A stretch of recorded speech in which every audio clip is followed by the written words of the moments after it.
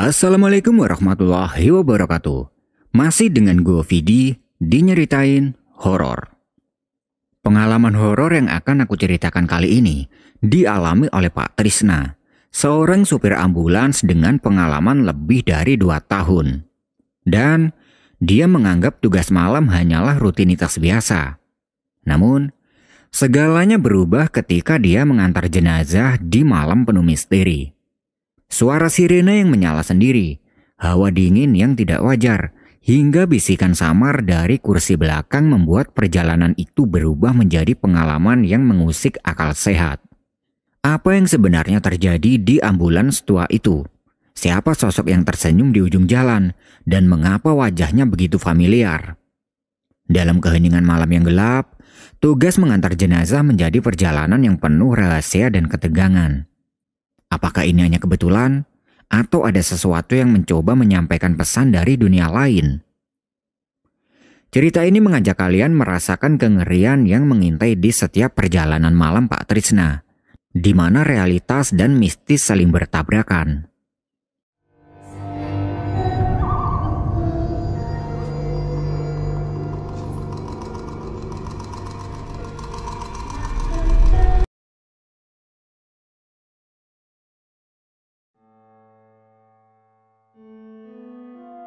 Pak Trisna, seorang sopir ambulans yang sudah lebih dari 2 tahun mengabdi di sebuah rumah sakit di Sulawesi. Dia dikenal sebagai sosok yang tenang dan profesional. Malam itu, sekitar pukul 11 malam, telepon di rumahnya berdering. Dengan sigap dia mengangkatnya, dan suara dari resepsionis rumah sakit terdengar mendesak. "Pak Trisna, ada jenazah yang harus diantar keluar kota. Keluarganya sudah menunggu. Lokasinya sekitar 1,5 jam perjalanan dari sini." Tanpa berpikir panjang, Pak Trisna menjawab, "Baik, saya segera ke rumah sakit sekarang." Dalam hitungan menit, dia sudah berpakaian lengkap dan menaiki motornya menuju rumah sakit. Malam itu terasa lebih sunyi dari biasanya. Hanya suara deru motornya yang memecah keheningan jalan-jalan desa. Sesampainya di rumah sakit, dia langsung menuju ke ruang resepsionis, di mana beberapa staf sedang menunggunya dengan wajah lelah. "Jenazah masih ada di kamar mayat. Keluarganya meminta agar segera diberangkatkan.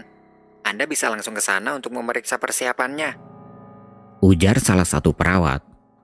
Pak Trisna mengangguk. "Baik, saya akan ke kamar mayat sekarang."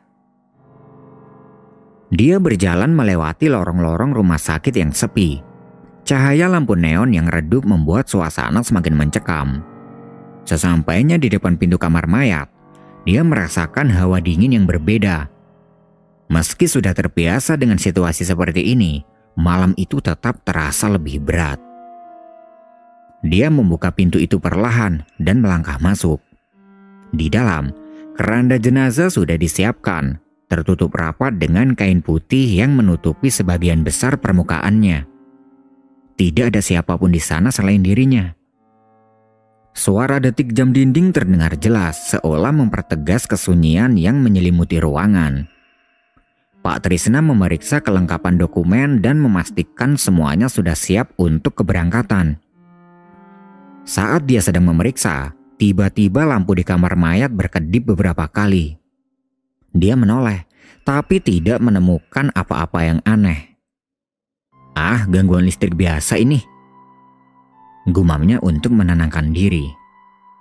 Setelah memastikan semuanya siap, dia kembali ke resepsionis untuk melaporkan persiapan.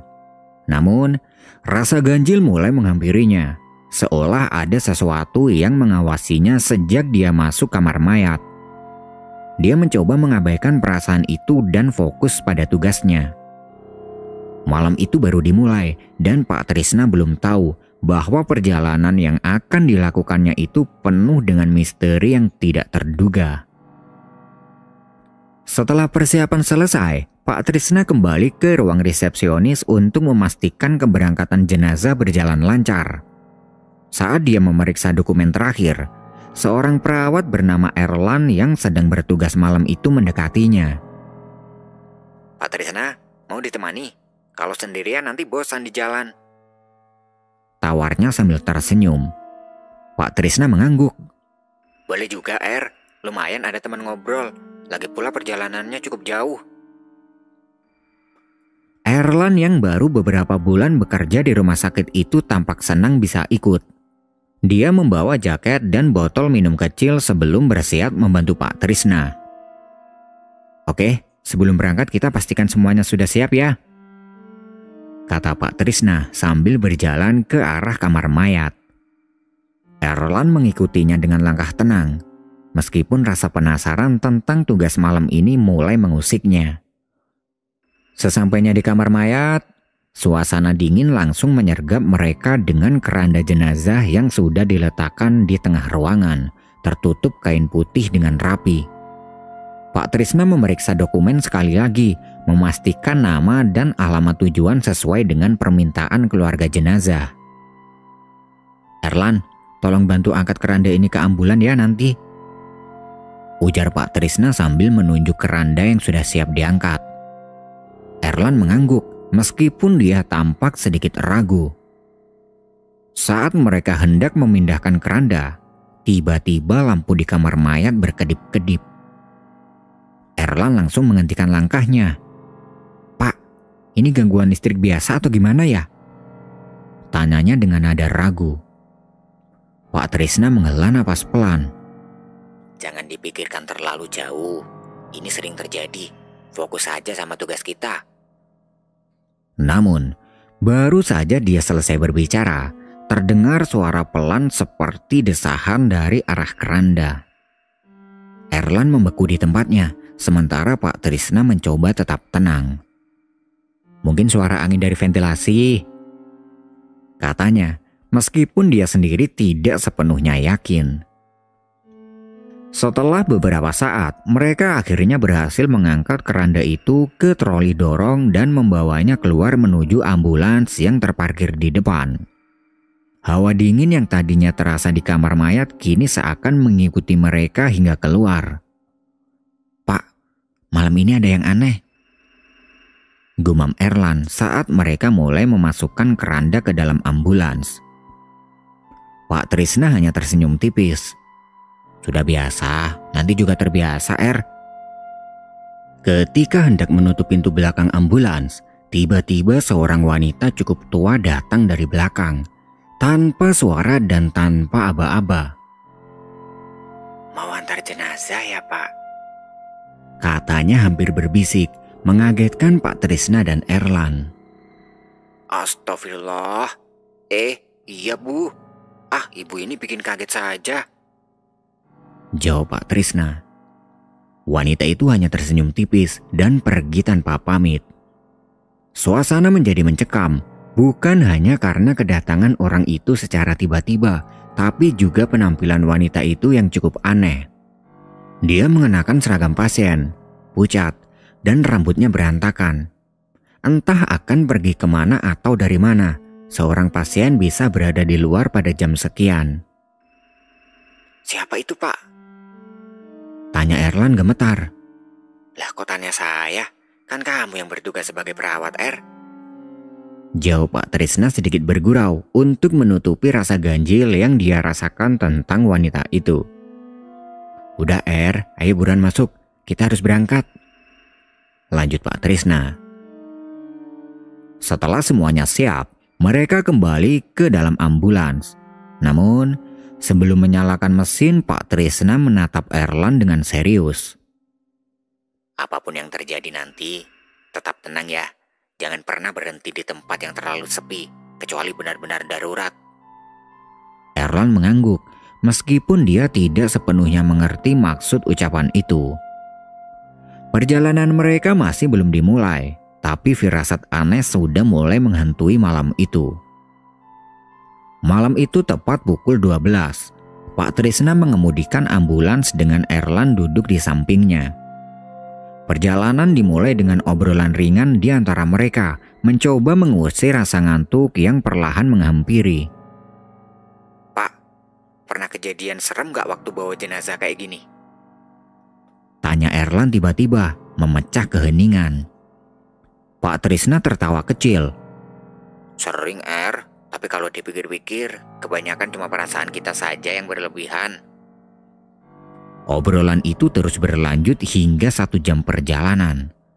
Ambulans melaju perlahan di jalan yang berliku, dikelilingi hutan lebat yang seolah-olah menelan cahaya lampu kendaraan. Suasana semakin sunyi, hanya ditemani suara mesin ambulans yang monoton. Tiba-tiba, suara sirene mobil berbunyi nyaring, memecah keheningan malam. Erlan tersentak dan menoleh ke arah Pak Trisna. "Pak, kenapa sirenenya nyala?" Tanyanya dengan nada bingung. Pak Trisna mengernyit. Tangannya tetap memegang kemudi dengan erat. "Saya nggak menekan tombol apa-apa," jawabnya tenang, meskipun dalam hati dia merasa heran. Dengan sigap dia meraih tombol sirine di dashboard dan mematikannya. Bunyi itu langsung berhenti, meninggalkan keheningan yang terasa mencekam. "Mungkin ada kesalahan teknis. Mobil ini udah tua, Wajar kalau ada masalah kecil seperti ini," katanya, mencoba menenangkan diri dan perawat muda itu. Erlan mengangguk pelan, meskipun pikirannya masih dipenuhi rasa ganjil. Dia melirik ke arah kaca spion, seolah-olah ada sesuatu di belakang yang ingin dilihatnya. Namun, kaca itu hanya memantulkan gelap malam dan bayangan samar keranda jenazah di bagian belakang mobil. "Pak Trisna, apa mungkin ini ada hubungannya dengan..." ucap Erlan memecah keheningan lagi. "Jangan mulai berpikir aneh-aneh, potong Pak Trisna sambil melemparkan senyum tipis. "Kita fokus sampai tujuan saja. Kalau kita mulai takut, perjalanan ini bakal terasa lebih lama." Namun, saat mereka melanjutkan perjalanan, Pak Trisna tidak bisa sepenuhnya mengabaikan apa yang baru saja terjadi. Dia melirik ke dashboard, memastikan semua indikator dalam kondisi normal. Mesin ambulans tetap berfungsi dengan baik dan lampu menyala sempurna. "Tenang saja," gumamnya kepada diri sendiri, meskipun rasa waspada mulai mengintip di sudut pikirannya. Di kursi sebelah, Erlan diam sambil memandangi jalanan yang terus membentang di depan. Hutan tampak semakin pekat dan bayangan pepohonan di kedua sisi jalan terlihat seperti sosok-sosok besar yang mengintai mereka. Hening kembali menyelimuti ambulans, meninggalkan keduanya dalam pikiran masing-masing. Malam itu terasa lebih panjang dari biasanya. Perjalanan mereka masih berlanjut. Suasana kembali sunyi. Ambulans melaju dengan kecepatan stabil, namun tidak ada lagi obrolan di antara Pak Trisna dan Erlan. Pikiran mereka berdua dipenuhi rasa ganjil akibat suara sirine yang tiba-tiba menyala sebelumnya. Namun, hanya sekitar 100 meter kemudian, suara sirine itu kembali berbunyi. Kali ini lebih keras, memakakkan telinga mereka. "Pak, ini nggak mungkin kalau kesalahan teknis lagi kan?" Erlan bertanya dengan nada cemas, tangannya memegang kursi dengan erat. Pak Trisna menghela nafas panjang sambil mematikan tombol sirine untuk kedua kalinya. "Tenang, jangan panik. Bisa saja kabelnya konslet atau ada kerusakan di sistemnya." Erlan tidak menjawab, hanya menatap lurus ke depan dengan wajah mulai pucat. Pak Trisna mencoba tetap tenang, meskipun dia merasakan ada sesuatu yang tidak beres. Tangan kirinya sesekali menyeka keringat yang mulai muncul di dahinya. Ambulans kembali melaju dengan lancar, tapi tidak berselang lama. Suara sirine itu berbunyi untuk ketiga kalinya. Kali ini, suara itu terdengar seperti memantul di dalam kabin, seakan-akan menggema dari segala arah. Pak Trisna menghentikan mobil sejenak di pinggir jalan, menarik napas dalam-dalam. Lalu dia mematikan tombol sirine untuk ketiga kalinya. Dia mencoba mengendalikan dirinya, tapi bulu kuduknya mulai berdiri. Erlan yang berada di sampingnya tampak semakin ketakutan. Wajahnya benar-benar pucat dan matanya terus melirik ke belakang. "Pak, kayaknya ada yang gak beres. Kita balik aja gimana?" Suara Erlan bergetar saat dia akhirnya memberanikan diri untuk berbicara. Pak Trisna tersenyum tipis mencoba mencairkan suasana. Kamu ini baru pertama kali ikut perjalanan malam ya? Kalau setiap kejadian kecil kita panik, kerjaan gak bakal selesai. Tenang aja, ini cuma kebetulan. Pak Trisna kembali menyalakan mesin dan melanjutkan perjalanan. Dia mencoba mengalihkan perhatian Erlan dengan bercanda. Kalau kamu takut, ceritain aja hal lucu. Siapa tahu bisa bikin suasana lebih enak, katanya. Namun, candaan itu tidak berhasil mengurangi ketegangan di dalam ambulans. Erlan hanya tersenyum kaku, sementara matanya tetap awas memperhatikan kaca spion. Di dalam hati, Pak Trisna mulai merasakan ketidaknyamanan yang sama. 3 kali sirine berbunyi sendiri dalam waktu singkat bukanlah hal yang biasa, bahkan untuk ambulans tua seperti yang dia kemudikan malam itu. Namun, dia tahu bahwa tugas ini harus diselesaikan bagaimanapun keadaannya. Santai saja, kita cuma perlu sampai ke tujuan. Ini cuma gangguan kecil, katanya, lebih untuk meyakinkan dirinya sendiri daripada Erlan. Malam yang pekat terus menyelimuti perjalanan mereka, sementara suara sirine yang kembali senyap meninggalkan bayangan kecemasan di hati keduanya. Setelah yang ketiga kalinya itu, Pak Trisna merasa ada yang janggal di belakang, dan dia melirik dari kaca spion. Terlihat samar wanita berambut panjang berantakan sedang duduk di samping keranda jenazah. Spontan Pak Trisna kaget dan menyebut istighfar, dan itu membuat Erlan bertanya. Tapi Pak Trisna tidak mengaku. Dia beralasan kalau hampir melewati jalan berlubang. Kedua kalinya dilihat lagi kaca spion, tapi wanita tadi sudah tidak ada di tempat, dan Pak Trisna merasa bersyukur. Akhirnya, ambulans yang dikemudikan Pak Trisna tiba di rumah duka. Beberapa warga yang sudah menunggu segera membantu menurunkan keranda jenazah dari ambulans. Pak Trisna dan Erlan turun untuk memastikan proses berjalan lancar. Suasana hening menyelimuti tempat itu, hanya terdengar desau angin malam yang lembut. Erlan, meskipun masih merasa cemas, bergegas membantu para warga untuk membawa keranda masuk ke dalam rumah duka. Sementara itu, Pak Trisna berjalan ke bagian belakang ambulans untuk menutup pintu mobil. Saat dia melakukannya, samar-samar terdengar suara bisikan wanita. "Terima kasih sudah mengantarkan aku pulang." Pak Trisna tertegun. Dia segera menoleh ke arah asal suara tersebut, dan dia melihat seorang wanita berdiri di ujung jalan. Wajahnya terlihat jelas dalam keremangan lampu jalanan, dan dia mengenali wanita itu sebagai sosok yang sebelumnya dia lihat duduk di kursi belakang ambulans selama perjalanan. Wanita itu tersenyum tipis sebelum perlahan menghilang di dalam kegelapan. Pak Trisna mematung sejenak, mencoba mencerna apa yang baru saja dia alami. Perasaan campur aduk antara bingung dan takut. Namun, dia segera mengalihkan pikirannya dan menutup pintu ambulans dengan cepat sebelum masuk ke rumah duka untuk bergabung dengan yang lain. Di dalam rumah duka, suasana semakin mengharu biru. Keluarga jenazah berkumpul di sekitar jenazah yang kini telah diletakkan di ruang tengah. Pak Trisna mendekat untuk memastikan semuanya baik-baik saja. Ketika kain penutup jenazah dibuka, dia dan Erlan terkejut setengah mati. Wajah yang terlihat di balik kain itu adalah wanita yang sama dengan yang dia lihat di kursi belakang ambulans di ujung jalan tadi. Erlan langsung mundur beberapa langkah. Wajahnya pucat pasi. "Itu kan wanita yang ada di rumah sakit tadi." Erlan mengetahui wanita itu sebelum mereka berangkat dari rumah sakit tadi.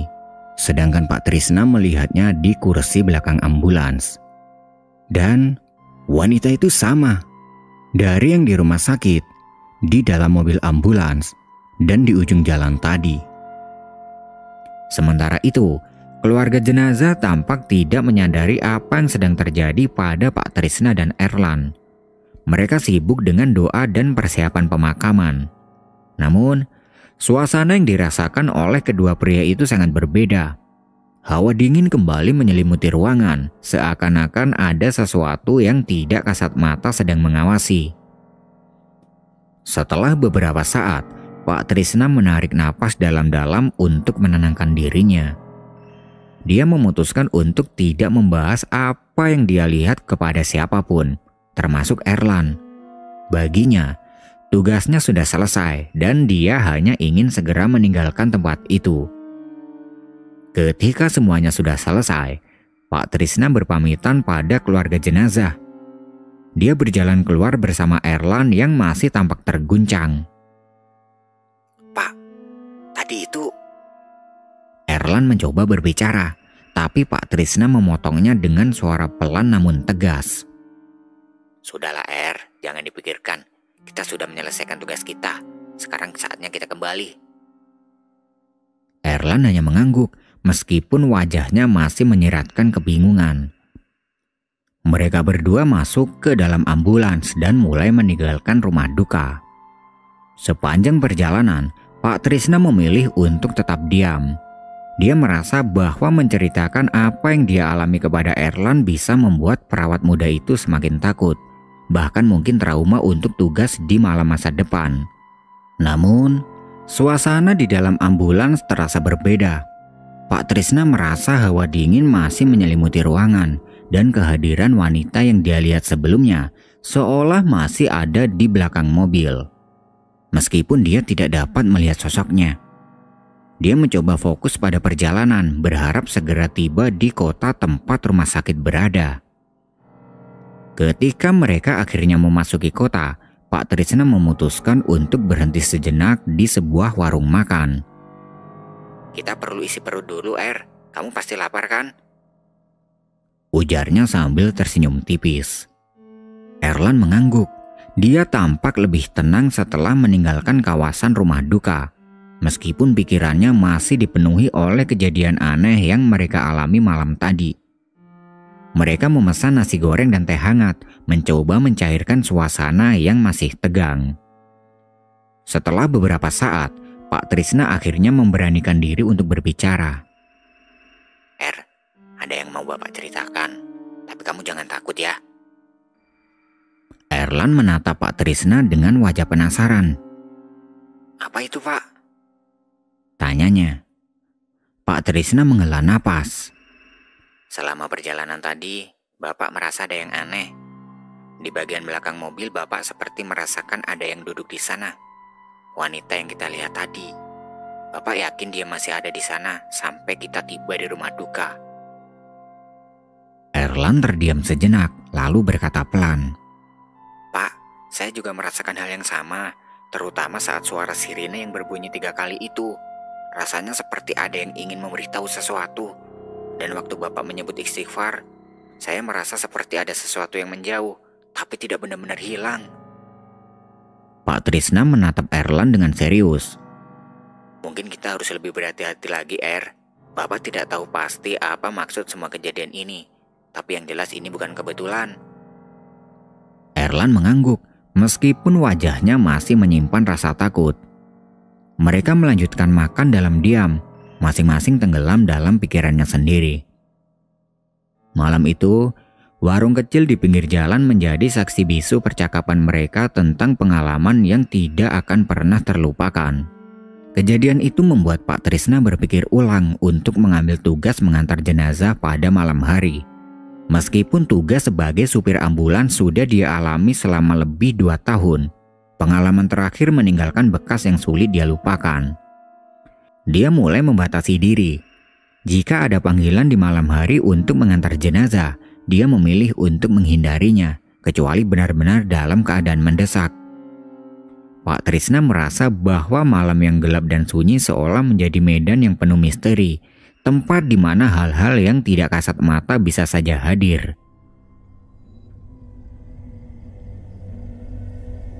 Nah, itu tadi adalah sebuah kisah horor yang bisa aku sajikan ke kalian semua. Buat yang masih stay, aku ucapin terima kasih dan tunggu kisah horor selanjutnya.